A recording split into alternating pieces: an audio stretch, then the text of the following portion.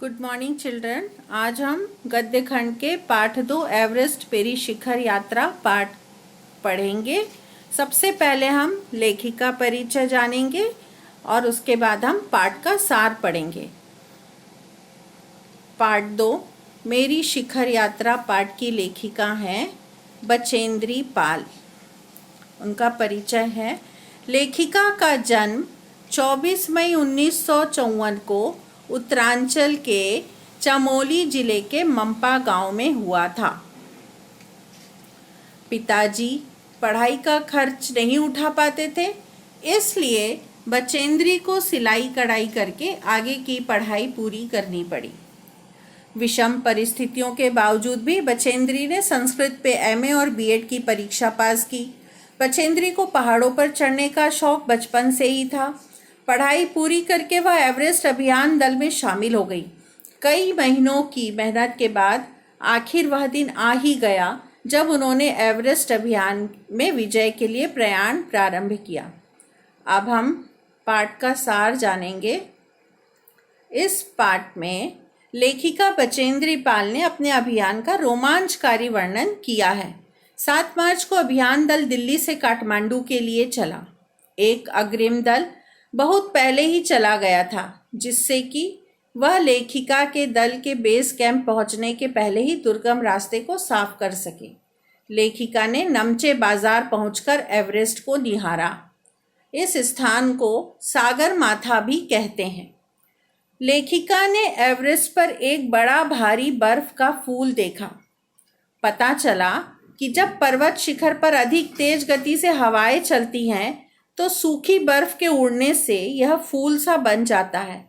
शिखर पर चढ़ने वालों को इन चुनौतियों का सामना करना पड़ता है। 26 मार्च को अभियान दल पेरिच पहुंचा।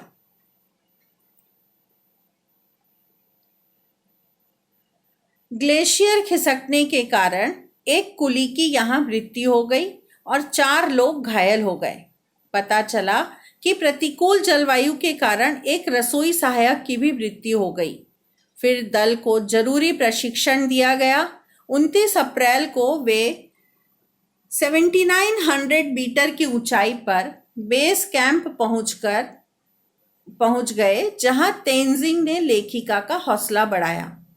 15-16 मई की रात अचानक कैंप में जब लेखिका सो रही थी तो ल्होत्से ग्लेशियर टूट पड़ा, जिससे कैंप तहस नहस हो गया और हर व्यक्ति चोटग्रस्त हुआ।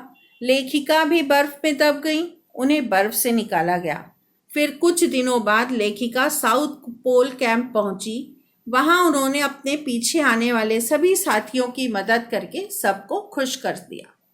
सुबह 4 बजे उठकर बर्फ पिघलाकर चाय बनाई और बिस्किट और चॉकलेट का नाश्ता कर कुछ नीचे उतरकर वे अपने साथियों को गर्म पानी व चाय थर्मस में ले जाकर दी। उन्होंने देखा अंगदोर्जी तुरंत चढ़ाई शुरू करना चाहते थे। अगले दिन वे तुरंत ही अंगदोर्जी के साथ शिखर यात्रा पर निकल पड़ी।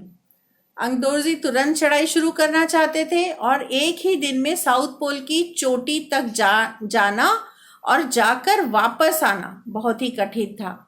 वे अंगदोर्जी के साथ शिखर यात्रा पे निकली।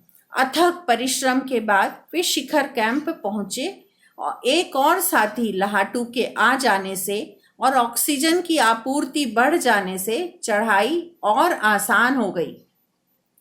23 मई 1984 को दोपहर 1:07 पर लेखिका एवरेस्ट की चोटी पर खड़ी थी। एवरेस्ट पर चढ़ने वाली पहली भारतीय महिला थी।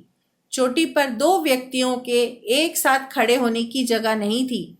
उन्होंने फावड़े की मदद से जगह को समतल बनाया और पहले खुद को सुरक्षित किया। उसके बाद उन्होंने वहां बैठकर सागर माथे को चूमा। फिर हनुमान चालीसा और दुर्गा माँ की फोटो निकालकर कपड़े में लपेटकर उनकी पूजा कर बर्फ में दबा दिया। उन्हें अपने माता पिता की याद आ गई। उन्होंने अंगदोर्जी को भी नमन किया और बोली, बिना ऑक्सीजन चढ़ाई करने पर बधाई दी। अंगदोर्जी ने भी लेखिका को गले लगाकर कहा कि तुमने बहुत अच्छी चढ़ाई की। जब कर्नल खुल्लर को पता चला तो उन्होंने भी बधाई देते हुए कहा, तुम्हारी इस उपलब्धि के लिए मैं तुम्हारे माता पिता को भी बधाई देना चाहूँगा। देश को तुम पर गर्व है। अब तुम एक ऐसे संसार में वापस जाओगी जो तुम्हारे पहले छोड़े हुए संसार से अधिक भिन्न होगा। तुम्हें एक नया संसार देखने को मिलेगा।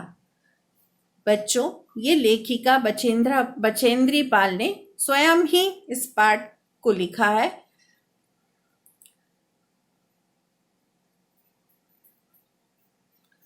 बचेंद्री पाल भारत की पहली महिला थी जिन्होंने एवरेस्ट की चोटी पर चढ़ाई की थी।